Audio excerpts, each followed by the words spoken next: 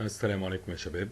ان شاء الله النهارده ميعادنا مع اخر ليسون في يونت 1 اللي بيتكلم عن حاجه اسمها rational numbers.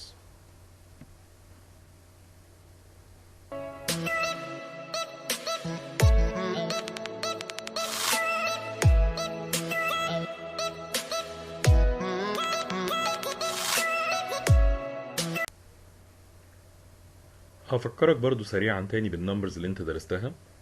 اول حاجه كانت الكاونتنج نمبرز اللي هي 1 2 3 and so on.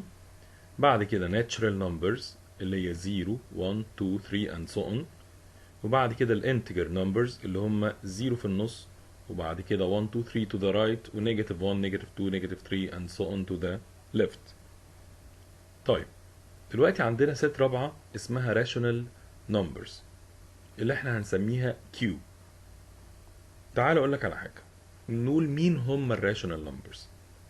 كلمة rational جاية من كلمة ratio، وريشيو بيبقى فيها two terms يعني fraction. يعني مثلا 1 over 2 ممكن نقراها 1 to 2 ratio، فهي جت من هنا ان هي اسمها rational number. يبقى الفراكشنز عموما 1 over 2 بقى negative 3 over 4 22 over 7 and so on. طب سؤال بقى، هل هتقدر تكتبهم واحد واحد؟ هل انت عارف كل الفراكشنز اللي في الدنيا؟ عارف اصغر واحد؟ انا ما اعرفش، مش هنقدر نحدد. طب هنكتب الكيو ازاي؟ عايزين نكتب السيت بتاعت الراشونال نمبرز. قال لك هنكتبها بطريقه تانية اللي هي بتاعت السيت بيلدر دي. هنكتب A over B، اي شكل على A over B. تمام كده؟ طب مين ال A ومين ال B؟ ال A نمبر من الزد. تمام كده، النقطتين دول بنقراهم such that او where يعني. يبقى A over B such that A belongs to Z، يعني ال A رقم من الانتجرز زي مثلا 1 2 3 اي حاجه، وال B برضو من الزد. تمام. قال لي طب بص، نمبر زي ال 5 وال 0 والنيجاتيف 7 هل اقدر اعتبر دول راشونال؟ هما مش على شكل فراكشن. ايوه، انا سامع واحد بيقول لي لا يا مستر احنا ممكن نكتب ال 5 ده 5 over 1، وممكن الزيرو برضه 0 over 1، وممكن النيجاتيف 7 نيجاتيف 7 over 1.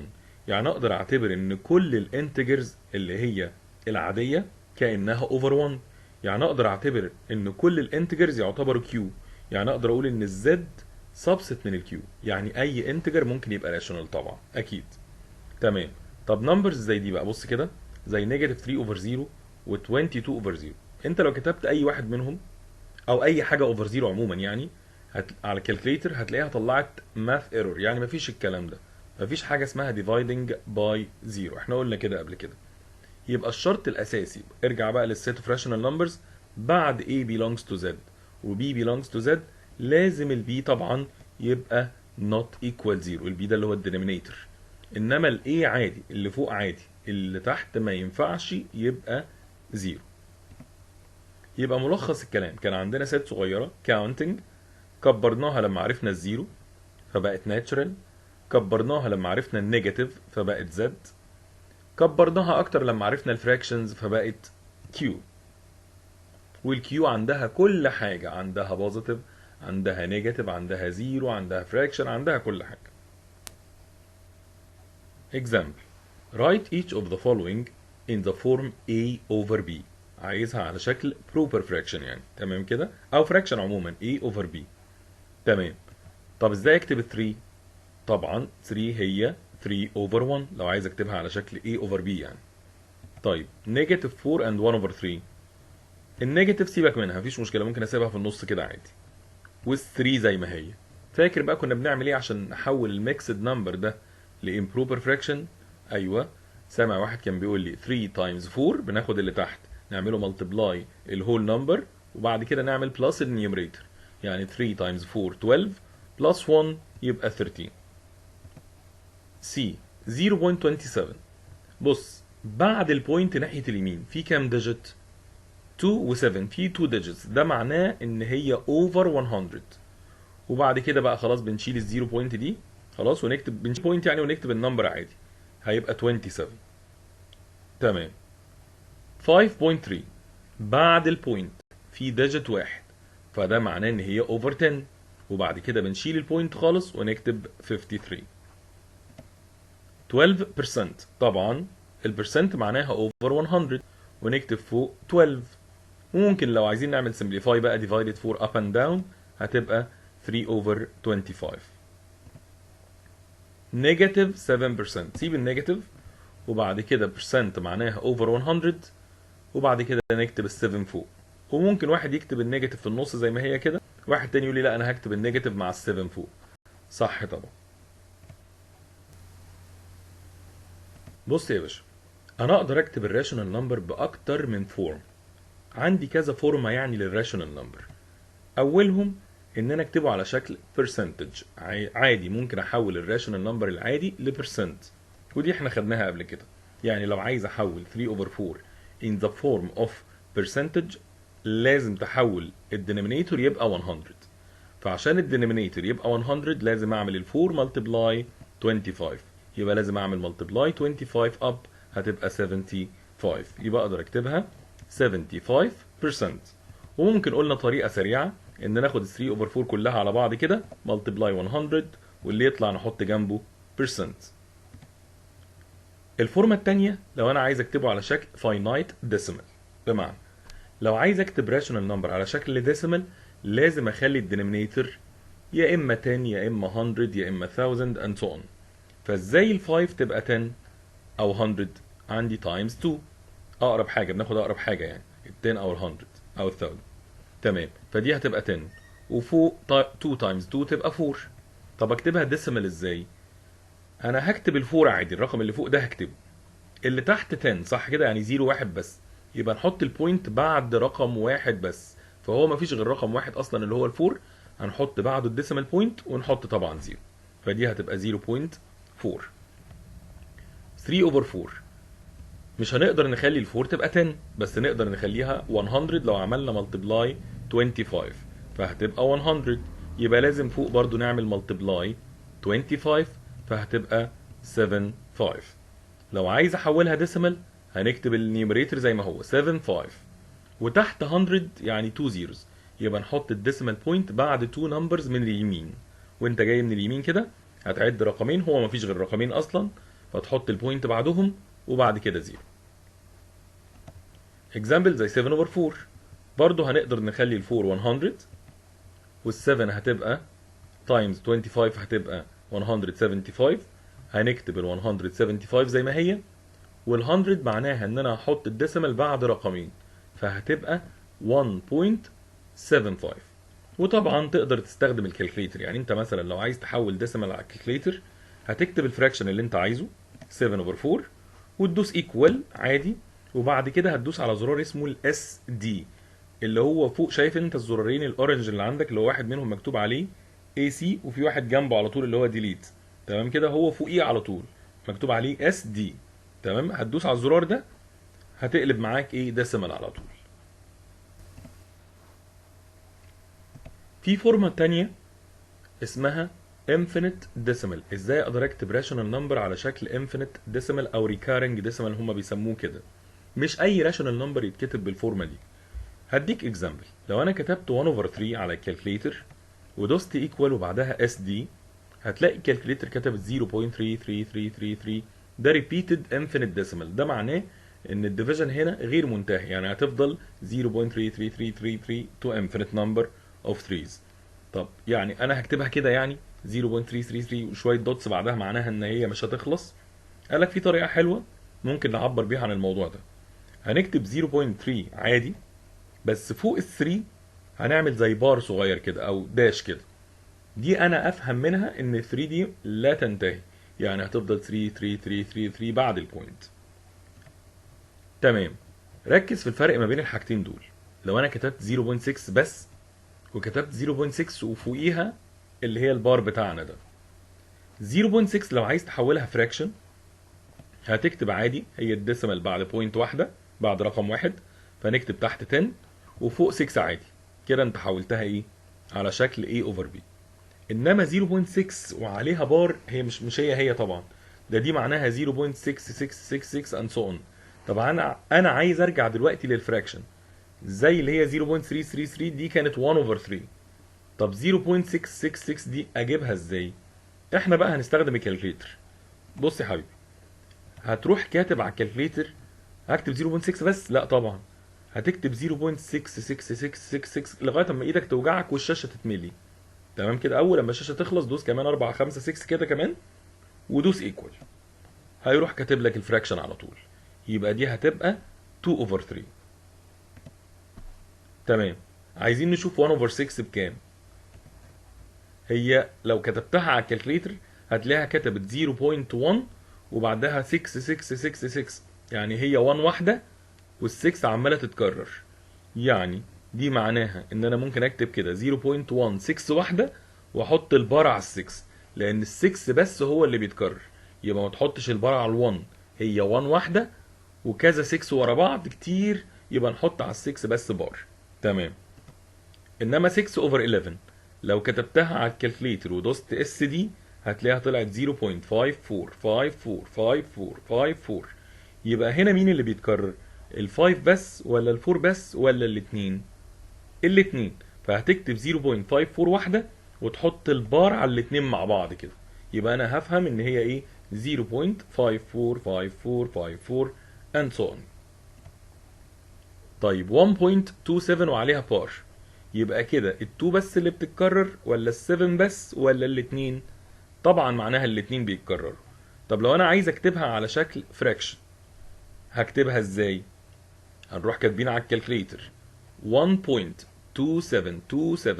لغايه اما الشاشه تتملي خالص، وبعد كده دوس ايكوال هتلاقيها طلعت ايه 14 اوفر 11. جربها كده وشوف. وممكن طبعا تحولها ميكسد نمبر. هنا مثلا هتكتب ايه على الكالكليتر عشان الفراكشن يطلع مظبوط؟ 0.416416 ها؟ لا طبعا، لان اللي بيتكرر هنا بس ال6 بس، انا حاطط البار على ال6. يعني حضرتك هتكتب على الكالكليتر 0.4 واحده 1 واحده وبعد كده 6 6 6 6 6 لغايه اما ايه الشاشه تملى خالص، وبعد كده دوس ايكوال هيطلع الفراكشن مظبوط. والديسيمال ده طبعا يفرق جدا عن ده. لو انا ما حطيتش بار، لو انا ما حطيتش بار على ال6 ولا على اي رقم خالص، ده معناه الفراكشن يتحول ازاي؟ انت برضو لو كتبته زي ما هو كده على الكالكليتر 0.416 بس ودوست ايكوال هيطلع مظبوط طبعا. اللي هو كان معناه ايه بقى؟ الديسيمال بعد 3 ديجيت يبقى نحط تحت 1000 وفوق نشيل البوينت خالص يبقى 416. تمام كده. ففي فرق شاسع ما بين لما احط بار او ما احطش بار.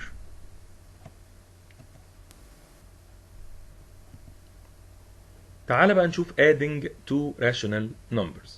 ازاي اعمل بلس ل two fractions؟ عندي كيس جميلة جدا لو هم عندهم common denominators، يعني 1 over 5 plus 2 over 5. اول لما تشوف الاتنين common denominator حضرتك بقى ايه ده 5 وده 5 زي بعض، حضرتك تفرح جدا وتتبسط وكل حاجة. لو هما الاتنين common denominator بنحط ال 5 زي ما هي تحت، common down keep it down، common down keep it down. الكلام ده في البلس وفي الماينس على فكرة. تمام. وبعد كده نعمل ايه؟ نعمل بلس من فوق عادي جدا، يبقى 1 plus 2 هتبقى 3.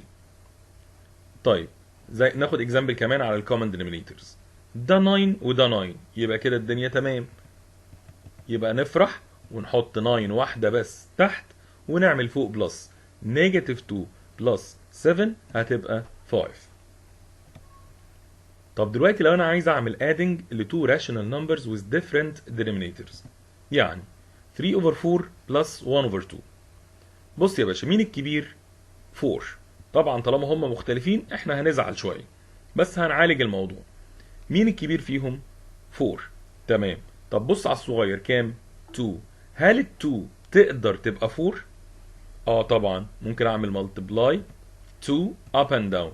يبقى احنا هنسيب 3 over 4 زي ما هو، مش هنيجي جنبه، والتاني نحاول نخليه 4، فهيبقى 2 over 4. كده رجعنا بقت عادية جدا.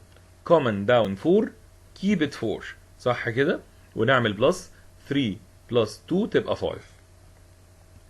طب بص الاكزامبل ده، في بعض النمبرز مش هنعرف نخلي الصغير شبه الكبير، يعني مفيش هول نمبر اعمله ملتبلاي 2 يبقى 5 زي التاني. قال لك في الحالة دي ممكن نلجأ لحل جميل جدا، ان انا اعمل حاجة كده اسمها كروس مالتيبيكيشن. يعني الاول احنا هنحدد دول زي بعض ولا لا، لا دول مختلفين. طيب نتصرف ازاي بقى؟ قال لك ممكن نعمل لا باللغة العربية، زي لا كده، كلمة لا باللغة العربية. هتعمل ايه؟ هتشد خط وتعمل 2 تايمز 5 تحت، لا هننزل ال 2 ولا هننزل ال 5، احنا هنعمل لهم الاثنين ملتبلاي. 2 ملتبلاي 5 هتبقى 10، يبقى ننزل 10 تحت. طب وفوق هنبتدي بقى نعمل كروس ملتبليكيشن، هنبدأ من على الشمال فوق. 1 نعمل لها ملتبلاي ال 5 هتبقى 5، وننزل بعد كده البلس. 3 ملتبلاي 2 هتبقى 6، يبقى النهاية كده 11 over 10. تعال نشوف شوية examples. example A، ها هتفرح ولا هتزعل؟ ده 8 وده 8 يبقى حلو جدا، keep it 8. تمام، ونعمل فوق بلس عادي، نيجاتيف 5 بلس 3 هتبقى نيجاتيف 2. ممكن بعد كده اعمل simplify، divided 2 up and down هتبقى نيجاتيف 1 over 4. طيب B، عندي 1 over 4 بلس نيجاتيف 1 over 3، هل دول common denominator؟ لا. طب هل الصغير اللي هي 3 تقدر تبقى 4 زي الكبير؟ لا برضو، مفيش whole number اعمله multiply 3 يديني 4. يبقى نتصرف ازاي؟ بص، احنا ممكن نكتب كده، النيجاتيف ممكن اكتبها مع ال1 فوق، قلنا الراشونال نمبر ممكن احط النيجاتيف في النص او فوق يعني. تمام، وبعد كده نعمل ايه؟ دول مش زي بعض، احنا زعلنا اهو، بس هنعالج الموضوع بلا، اللي هي لا باللغة العربية. هننزل مين تحت؟ الفور ولا الثري؟ ولا لا ده ولا ده؟ طبعا لا ده ولا ده. هنعمل الفور ملتبلاي 3 فهتبقى 12، وبعد كده نعمل كروس ملتبليكيشن. 1 تايم 3 هنبدأ من الشمال فوق، 1 ملتبلاي 3 هتبقى 3، بعد كده بلس 4 ملتبلاي نيجاتيف 1 هتبقى نيجاتيف 4، وبعد كده نعمل بلس عادي جدا فوق، 3 بلس نيجاتيف 4 هتبقى نيجاتيف 1 اوفر 12. سي، عشان نعمل بلس لازم نحولهم لاتنين فراكشن. طب 2.6 نكتبها ازاي؟ انت لو كتبت على الكالكليتر بقى على طول 2.6 ودوست ايكوال هيطلعها لك هو فراكشن على طول، يبقى دي 13 اوفر 5 عشان نوفر وقت شويه. طب التانية 2.6 وعليها بار، هنكتب ايه على الكالكليتر؟ 2.6 برضو؟ لا طبعا، هنكتب 2.666666 لغايه اما الشاشه تتملي خالص، وبعد كده ندوس ايكوال، هتلاقيه حوله فراكشن بقى 8 اوفر 3. طب هل ال 5 وال 3 دول common denominators؟ لا طبعا، يبقى هنزعل، بس هنعالج الموضوع بلا. يبقى هنعمل الاجابه ايه؟ 5 ولا 3 denominator؟ ايوه، لا 5 ولا 3، هنعمل لهم multiply هتبقى 15، وفوق نعمل cross multiplication، 13 multiply 3 تبقى 39 بلس 5 multiply 8 هتبقى 40، ونقدر نكتبها نعمل بلس عادي جدا فوق فهتبقى 79 over 15، وممكن تكتبها mixed number لو حابب. نيجي بقى دلوقتي لل properties of addition of rational numbers. احنا اتكلمنا عنهم قبل كده مع الانتجرز. اولهم كانت ال closure property اللي هي بتقول ايه؟ the sum of any two rational numbers is a rational number. يعني انت لو جبت رقم belong للراشونال بلس رقم تاني belong للراشونال، اكيد السم هيطلع رقم belong للراشونال. 3 over 5 belongs to Q، وال 1 over 5 برضه belongs to Q، يبقى اكيد السم هيبقى belongs to Q. نمبر 2 اللي هي كانت commutative. لو انا خدت 3 over 5 plus 1 over 5 وجيت عكست 1 over 5 plus 3 over 5، مش هتطلع نفس الريزلت؟ هي طبعا 4 over 5 اللي هو الكوميوتيتيف اللي كان بيحصل فيها تبديل. نمبر 3 اللي هي كانت الاسوشيتيف. لو انا خدت 3 راشونال نمبرز وعملت لهم بلس، ممكن اخد اول اتنين مع بعض اعمل لهم بلس وبعد كده اضيف التاني، هتبقى 7 over 9. واحد تاني يقول لي لا، انا هسيب الاولاني زي ما هو واعمل بلس للاتنين التانيين وبعد كده اضيفهم على بعض، هتطلع برضو طبعا نفس الريزلت. نمبر 4 اللي هي الاديتيف ايدنتيتي. The additive identity element او بيقولوا عليه neutral element is طبعا برضو 0، لان الزيرو مش بيأثر في البلس. عملت 3 over 5 بلس 0 هي 0 بلس 3 over 5 هتفضل 3 over 5. وقلنا الاديتيف ايدنتي او الايدنتي element عموما هو اللي مش بيأثر في النمبر اللي جنبه. تمام كده؟ فالاديتيف ايدنتيتي كان هو الزيرو، اما المالتيبليكيتيف ايدنتيتي لو تفتكر كان ال1 هو اللي مش بيأثر في الرقم اللي معايا في حالة المالتيبليكيشن. يبقى الاديتيف ايدنتيتي element is 0. نمبر 5 الاديتيف انفرس، اللي هو لو انا عملت نمبر بلس الانفرس بتاعه هتطلع 0، سواء بدأت بالبوزيتيف او بدأت بالنيجاتيف هتطلع 0. يبقى الاديتيف انفرس هو عكس الساين. يبقى لو جيت سألتك ايه هو الاديتيف انفرس بتاع 2 over 3 هتقول لي نيجاتيف 2 over 3. طب ايه الاديتيف انفرس بتاع نيجاتيف 7 over 8 هتقول لي بوزيتيف 7 over 8. طب ايه الاديتيف انفرس بتاع الزيرو؟ طبعا مفيش حاجه اسمها بوزيتيف 0 ونيجاتيف 0، هي 0. يبقى الاديتيف انفرس بتاع الزيرو از 0. تعال ناخد اكزامبل بيقول لك find the sum of each of the following. لما يجي لي سؤال زي كده في تشوز، لو جالك تشوز يا حبيبي وعايز الريزلت ممكن تكتبها على الكالكليتر على طول. انما لو جالك سؤال عادي، سؤال AC question او سؤال مقالي يعني، حضرتك المفروض تعمل ستيبس. فتعال نشوف لتر ايه او هنحلها ازاي او هنبتدي ازاي. اول حاجه عينك تيجي عليها دول 3 ارقام، لو في منهم 2 عندهم common denominator يفضل تجيبهم جنب بعض، طبعا هيبقى الصم بتاعهم اسهل. فانا شايف الاول والتالت يجوا جنب بعض الاول، وبعد كده نبقى نعمل بلس 2 over 15. هناخد دول مع بعض في براكت، وبعد كده نبقى نعمل بلس 2 over 15. تمام. طيب انا كده عملت ايه؟ عملت كوميوتيتيف وفي نفس الوقت عملت اسوشيتيف.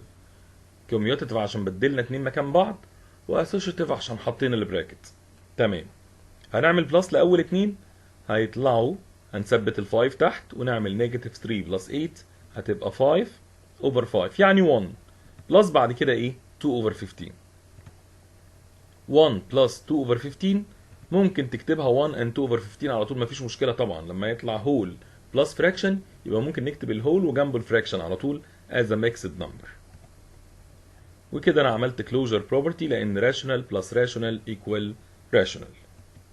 B، هل في 2 شبه بعض في الدينومينيتورز؟ قال لي لا، بس بص تالت واحد اللي هو 21 over 12 لو عملنا له divided 3 up and down، ايه ده؟ يعني انا ممكن اعمل simplify قبل ما add. طبعا لو في fraction عنده simplify ممكن نعمله. فده هيطلع معانا 7 over 4. الله، طب ما حلو جدا، ده بقى شبه الاولاني. خلاص نجيبهم جنب بعض. انا اقصد شبهه في الدينومينيتور، ده مش بس شبهه في الدينومينيتور، ده كمان يعتبر الاديتيف انفرس بتاعه، ده عكس الاشاره. تمام، ده هيبقوا حلوين جدا دول. تمام، ونكتب جنبهم بلس التالت اللي هو 2 over 5. كده انا عملت كوميوتيتيف واسوشيتيف. طب الاثنين دول البلس بتاعهم كام؟ ايوه، طالما additive inverse to each other يبقى البلس بتاعهم equal 0. يبقى انا كده استخدمت ايه في البروبرتي دي؟ استخدمت الاديتيف انفرس. بعد كده 0 بلس اي رقم بنفس الرقم. ليه؟ عشان الزيرو additive identity element. دلوقتي دور السبتراكشن، مفيش جديد خالص عن الاديشن. لو حابب تعمل سبتراكشن عادي جدا، ما عنديش اي مشاكل. تعال نبدا الاولاني، هنخليه improper fraction، يعني 2 and half ده ممكن نكتبه 5 over 2. لو مش فاكر ازاي ممكن تكتبه على الكالكليتر as a mixed number، هو هيحوله improper على طول. ماينس التاني برضه هنحوله improper، هيطلع 13 over 4. هل دول عندهم common denominator؟ لا. يبقى نعمل ايه؟ قال لي انا ممكن اخلي ال 2 تبقى 4. حلوه جدا دي.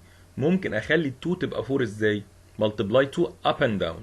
يبقى ال 5 over 2 هنعمل multiply 2 up and down هتطلع 10 over 4 minus 13 over 4. كده بقى common denominator. نسيب ال 4 ونعمل minus من فوق 10 minus 13 هتبقى negative 3. B، تعالى برضو نحولهم ل improper fraction. اول واحد هيبقى negative 11 over 3 والتاني هيبقى 17 over 6. حلو، هل دول common denominator؟ برضو لا. طب هل الصغير اللي هو 3 يقدر يبقى 6؟ multiply 2 up and down هيبقى negative 22 over 6 minus 17 over 6. كده الاتنين بقوا 6. يبقى نكتب 6 واحدة تحت ونعمل فوق ايه بقى؟ negative 22 minus 17. كأني خسرت 22 وخسرت 17 هتبقى نيجاتيف 39. ممكن نعمل لها simplify divided 3 up and down. اخر واحده عايز اعمل 35%، انا ممكن احولها طبعا لفراكشن فتبقى 35 over 100 minus absolute negative 3 over 5. انت خدت الابسوليوت قبل كده، الابسوليوت لو عنده نيجاتيف جوه بياكلها خالص، كأن النيجاتيف اللي جوه الابسوليوت دي انا مش شايفها خالص، يبقى ده يبقى بالنسبه لي 3 over 5. تمام. هل دول common denominators؟ اكيد لا. طب ممكن نعمل simplify ل 35 over 100، نعمل divided 5 up divided 5 down. تمام. والتاني 3 over 5، هل دول common denominator؟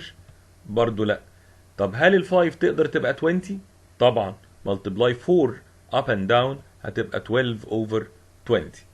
كده نثبت ال 20 ونعمل 7 minus 12 كأني كسبت 7 وخسرت 12، يبقى negative 5 over 20.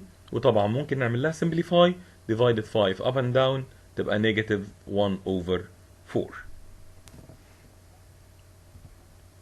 دلوقتي بقى يا باشا خد نفس كده او ريح شويه ووقف الفيديو وتعالى عشان اكلمك عن المالتيبلاي، لان الجزء ده مهم جدا جدا جدا. لو انا عايز اعمل a over b fraction يعني multiply another fraction، الطبيعي مش لازم يبقوا common denominator خالص خالص، مش زي البلس والماينس بقى. فرق ما بين المالتيبلاي والديفايد والبلس والماينس. مش لازم في المالتيبلاي يبقوا common denominator خالص. قال لك امال بنعمل ايه؟ قال لك يا باشا انت بتعمل عادي جدا اللي فوق مالتيبلاي اللي فوق واللي تحت مالتيبلاي اللي تحت وشكرا. ولو في simplify بعد كده ممكن تعمله. فور اكزامبل تعال نشوف اول واحده 4 over 3 multiply 6 over 7. ممكن تشد خط كده وتعمل 4 multiply 6 هتبقى 24 و 3 multiply 7 هتبقى 21. وبعد كده لو في simplify ممكن نعمله divided 3 up and down هتبقى النهاية خالص 8 over 7. تمام. قال لك في حل تاني جميل، ركز معايا كويس جدا. بص على الاكستريمز والمينز، انا كاتب الاكستريمز بالاخضر والمينز بالازرق. طب هل الاكستريمز اللي هم ال4 وال7 هل ال4 وال7 دول في نفس التيبل يعني يجمعهم تيبل واحد؟ لا طبعا. طب ال3 وال6 في نفس التيبل؟ اه طبعا. 3 وال6 both of them in table 3 both of them in table 3 يبقى both of them divided 3. يبقى نعمل 3 divided 3 تبقى 1 و6 divided 3 هتبقى 2. تمام. انا كده بعمل السمبليفاي بدري بدري قبل ما اعمل ملتبلاي. بعد كده شد خط واعمل بقى ملتبلاي. 4 ملتبلاي 2 ما بقتش 6 بقى خلاص، 4 ملتبلاي 2 تبقى 8 و1 ملتبلاي 7 تبقى 7. وصلت للانسر بسرعه شويه قبل ما تكبر الارقام وبعد كده ترجع تعمل لها سمبليفاي. احنا ممكن نعمل السمبليفاي الاول. تعال نشوف بي 1 over 2 multiply 6 and 2 over 7. هنسيب ال 1 over 2 ونحول 6 and 2 over 7 نحوله improper fraction هيبقى 44 over 7. بص على الاكستريمز، ال 1 وال 7 خلاص هو 1، هنصغر ال 1 ايه اكتر من كده. انما نبص على ال 2 وال 44 both of them in table 2 يبقى both of them divided 2. اهو انا لونتهم لك اهم. ال 1 وال 7 خلاص طالما واحد 1 خلاص الموضوع انتهى. انما الاثنين التانيين لو في نفس التيبل divide. ال 2 وال 44 both of them in table 2 يبقى both of them divided 2.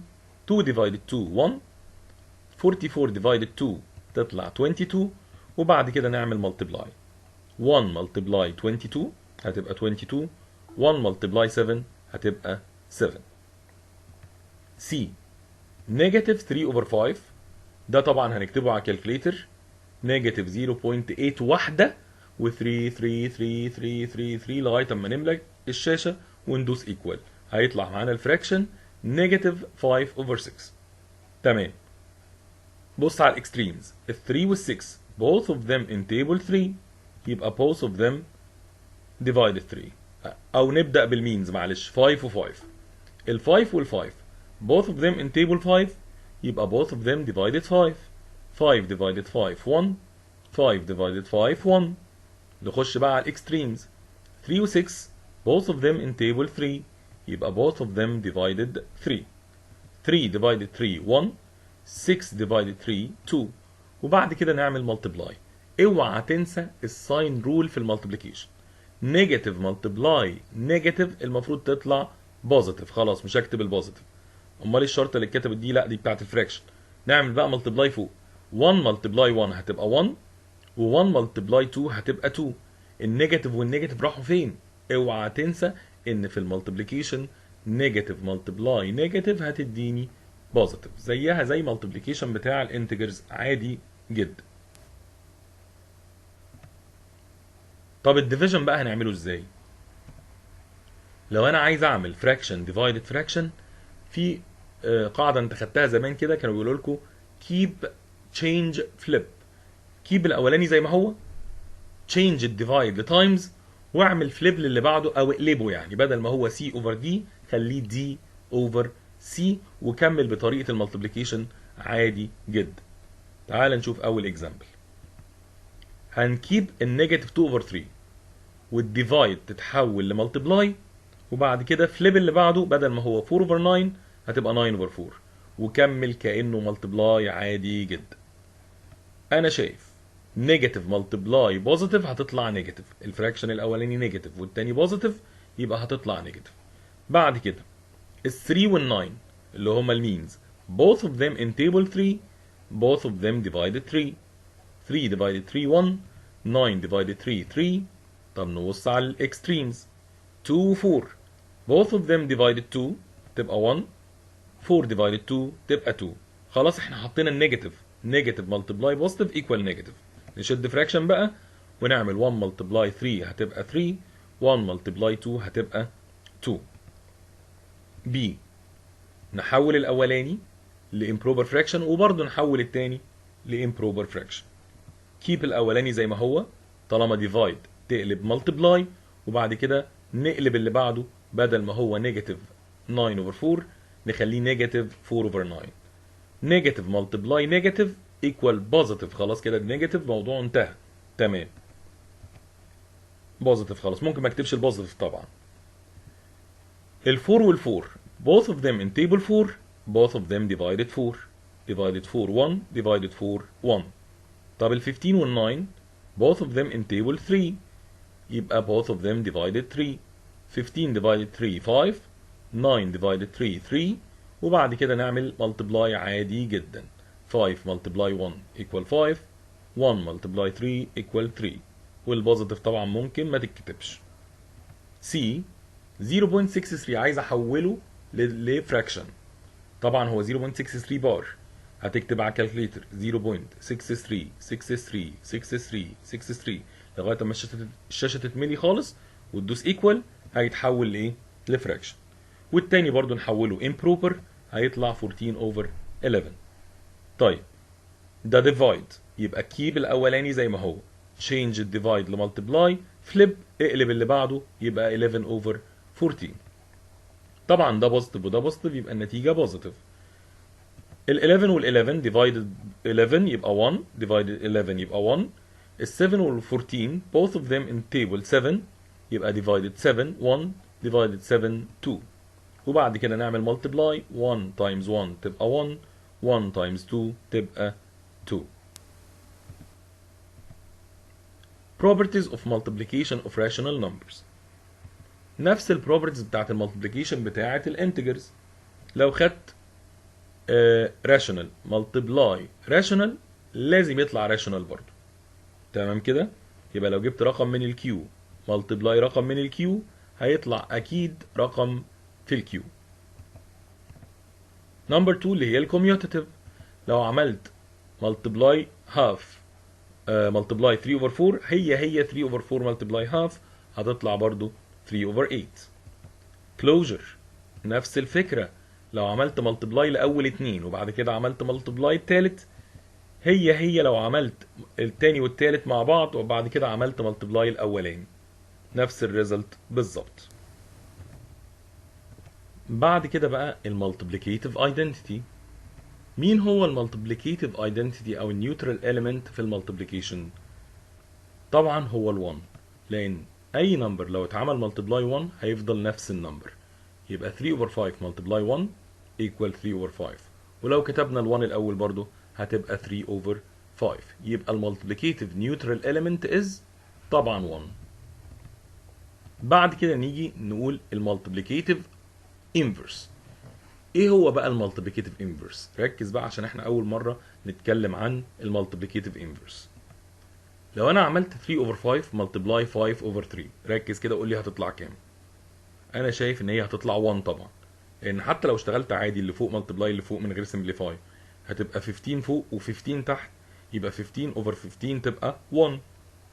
اي اتنين لو عملت لهم ملتبلاي وطلعوا 1 يبقى هما الاتنين مالتيبليكيتيف انفرس تو ايتش اذر، وده مش هيحصل الا لو شقلبنا الرقم. يعني 3 over 5 multiply 5 over 3 يطلع 1. 2 over 7 multiply 7 over 2 تطلع 1. تمام كده؟ تمام. زي ده برضو نيجاتيف 4 over 7 multiply نيجاتيف 7 over 4. خلي بالك انا مش بغير الاشاره، انا بقلب بس الفراكشن. يبقى لو قلت لك اقلب لي نيجاتيف 4 over 7 هيفضل زي ما هو نيجاتيف بس يبقى 7 over 4. طب نيجاتيف في نيجاتيف بوزيتيف، وطبعا هتبقى 28 over 28 يعني هتطلع 1 برضو. يبقى any number multiply its multiplicative inverse الريزلت هتطلع 1. يبقى لو سألتك ايه هو المالتيبليكيتيف انفرس مش الاديتيف انفرس، خلي بالك لو قلت additive inverse انت بس بتغير الساين، بدل ما هو 2 over 3 يبقى نيجاتيف 2 over 3.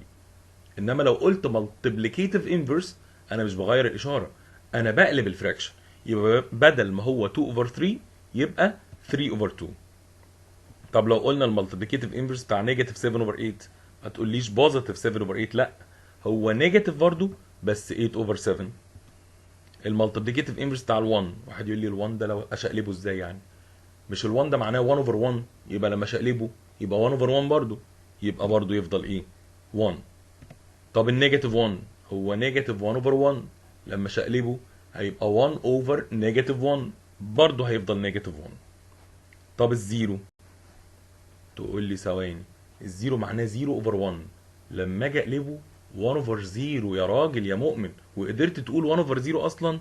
الزيرو تحت ما ينفعش، يبقى الزيرو النمبر الوحيد اللي ملوش multiplicative inverse، يبقى multiplicative inverse of 0 not exist او 0 has no multiplicative inverse. تعالى بقى نقول اكزامبل سريع كده نفرق فيه ما بين الاديتيف انفرس والمالتيبليكيتيف انفرس. هنا هكتب نمبر، هنا هطلب منك الاديتيف انفرس، وهنا هطلب منك المالتيبليكيتيف انفرس. يعني هنجيب الاديتيف بتاع النمبر ده ونجيب المالتيبليكيتيف بتاع نفس النمبر الاولاني. لو قلنا absolute negative 3 over 4، تقول لي ثواني بس، الاول قبل ما اعمل اي حاجه احسب الابسوليوت فاليو. هي الابسوليوت فاليو بيعمل ايه؟ لو في نيجاتيف جوه بيشيلها، يبقى خلاص ده اساسه 3 over 4. انت كده لسه ما عملتش حاجه، ده النمبر نفسه. طب يبقى الاديتيف انفرس بتاعه ايه؟ ايوه نيجاتيف 3 over 4. طب لو طلبنا المالتيبليكيتيف انفرس بتاع 3 over 4 يبقى 4 over 3. طب تعالى نقول 2 and 3 over 5 لازم تحوله ميكسد نمبر. تعالى افكرك برضو، سوري هو ميكسد، انت لازم تحوله امبروبر. لو مش فاكر نكتب ال5 تحت زي ما هي، وبعد كده نعمل ال5 ملتبلاي 2 بلس 3 واللي يطلع نكتبه فوق، فهتبقى 13 over 5. كده لو كتبنا الاديتيف انفرس ممكن اكتبه زي ما هو ميكسد بس اغير الاشاره يبقى نيجاتيف 2 and 3 over 5، وممكن نحوله امبروبر وبعد كده نغير الاشاره. اما لو طلبت منك المالتيبليكيتيف انت لازم تحوله امبروبر، تخليه 13 over 5 وبعد كده تحوله يبقى 5 over 13. نيجاتيف 5 الاديتيف انفرس يبقى 5 طبعا مفيهوش كلام، بنغير الاشاره بس، الاديتيف انفرس بيغير الاشاره بس. اما النيجاتيف 5 لو عايز اجيب له مالتيبليكيتيف انفرس هيفضل نيجاتيف برضه بس يتشقلب، بدل ما هو 5 over 1 يبقى نيجاتيف 1 over 5. نيجاتيف هاف لو طلبت منك الاديتيف انفرس يبقى بوزيتيف هاف، تمام. اما لو طلبت منك المالتيبليكيتيف انفرس مش هنغير النيجاتيف، هو بدل ما هو نيجاتيف 1 over 2 هيبقى نيجاتيف 2 over 1، وال1 تحت ما بيتكتبش يبقى ممكن نكتبها نيجاتيف 2 بس. طب ال1 طبعا الاديتيف انفرس بتاعه هنتكلم عن دول الثلاثه دول 1 ونيجاتيف 1 و0. تعال نقول ال1 الاول. ال1 هو الاديتيف انفرس بتاعه نيجاتيف 1، اما المالتيبليكيتيف مالتيبليكيتيف انفرس بتاع ال1 مش بنغير الاشاره، هو هيفضل بوزيتيف 1 برضه. طب نيجاتيف 1 لو اديتيف انفرس هنغير الاشاره يبقى 1، انما لو مالتيبليكيتيف مش هنغير اشاره النيجاتيف 1 هيفضل نيجاتيف 1. طب الزيرو الاديتيف انفرس بتاعه زيرو عادي لان بوزيتيف زيرو هي نيجاتيف زيرو، اما المالتيبليكيتيف انفرس بتاع الزيرو مش موجود، زيرو has no multiplicative inverse. نيجي بقى دلوقتي للديستريبيوتيف بروبرتي، نفس الكلام اللي كان على الانتجرز هنكرره تاني على الراشونال. تعال افكرك ازاي بنستخدم الديستريبيوتيف بروبرتي. اولا بيبقى فيه تايمز وبلس او تايمز وماينس، وممكن تايمز وبلس وماينس، ممكن يبقى كله موجود، بس كده كده التايمز موجوده مع اي اوبريشن تانية بلس او ماينس. تمام كده؟ فاكر اول ستيب كنا بنحط سيركل على البلس او الماينس، في نمبر بيتكرر قبل البلس وبعد البلس اللي هو هنا 5 over 11 ملتبلاي حاجه، وهنا 5 over 11 ملتبلاي حاجه. تمام، بنحط بوكس عليه هنا وبوكس عليه هنا ونكتبه مره واحده بالملتبلاي بتاعته، وبعد كده نفتح براكت ونلم الارقام اللي بره البوكسز وننزل البلس زي ما هي في النص. يعني هنكتب 1 over 7 بلس 6 over 7، وبعد كده نحسب اللي جوه البراكت 1 over 7 بلس 6 over 7 هتبقى 7 over 7 يعني 1، وبعد كده 5 over 11 ملتبلاي 1 هتبقى 5 over 11. الاكزامبل اللي بعد كده هنحط سيركل على البلس والماينس. تمام، هنا 22 over 25 هو اللي بيتكرر، حط حواليه بوكس هنا، حواليه بوكس هنا، حواليه بوكس هنا، ونكتبه مرة واحدة بالملتبلاي ونفتح براكت. قبل البلس مين الباقي؟ 6 over 11، بعد كده بلس، بعد البلس 5 over 11، في ماينس لازم تنزل ماينس. طب مين الباقي بقى مع البوكس الاخير؟ قلنا الرقم لما يبقى قاعد لوحده كده كانه ملتبلاي 1، يبقى لازم نكتب هنا 1، وبعد كده نحسب البراكت كله هيطلع 0. ليه؟ لان 6 over 11 بلس 5 over 11 هتطلع 11 over 11 يعني 1، و1 minus 1 يعني 0، وطبعا لما اعمل اي نمبر ملتبلاي 0 هيطلع 0.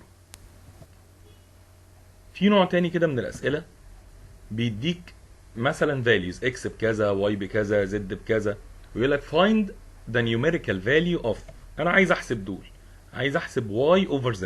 تعال نبدا ب y over z. الواي بكام؟ الواي 3 over 4. قال لي طب هعمل ازاي over z بقى؟ قال لك مش لازم تعمل over z، ممكن تعمل divided الz، ما هي over يعني divide، يبقى y over z كانها y divided z، فالواي هنا 3 over 4 divided الزد اللي هي نيجاتيف 3. طب اعمل الديفايد ازاي لو انا مش عايز استخدم الكالكوليتر خالص؟ هنثبت 3 over 4، هنتشينج الديفايد لمالتبلاي ونقلب النيجاتيف 3 يبقى نيجاتيف 1 over 3، كاننا بنجيب المالتيبليكيتيف انفرس بتاعه يعني. وبعد كده ال 3 وال 3 both of them in table 3 يبقى both of them divided 3، فده هيبقى 1 وده هيبقى 1، خلاص مش لازم اكتب ال 1، يبقى لي فوق نيجاتيف 1 over 4. B x y over z. يعني ايه x y يا شباب؟ يعني x multiply y، بس خلي بالك بقى لما يبقى عندي numerator up and down وفي النيميريتور في اكتر من حاجه لازم تحطهم في براكت. يعني نفتح براكت كده نحط الاول الاكس اهي نيجاتيف 1 over 3 ملتبلاي الواي اللي هي 3 over 4، ده كده النيميريتور، اقفل عليه براكت، ده كده اللي فوق. تمام كده؟ اوفر زد ممكن نعمل لها ديفايدد الزد اللي هي نيجاتيف 3.